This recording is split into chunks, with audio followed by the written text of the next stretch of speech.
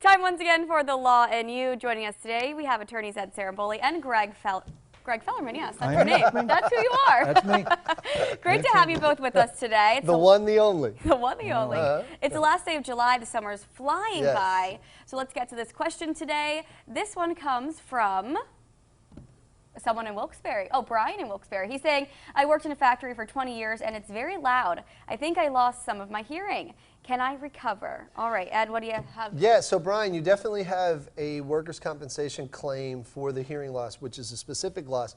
In addition to that, though, depending upon, we've been involved in the 3M cases, you know, the earplug cases. There are product defect cases out there involving these, you know, these earplugs. A lot of them center around people that were in the military, but there are also people that worked in factories that, in addition to the workers' compensation claim, if you were using that product, you may also have a third-party claim to be able to go after the manufacturer because of the defect. Yeah, we just represented a bunch of folks that work at a large plant in Luzerne County, and we got them a nice recovery.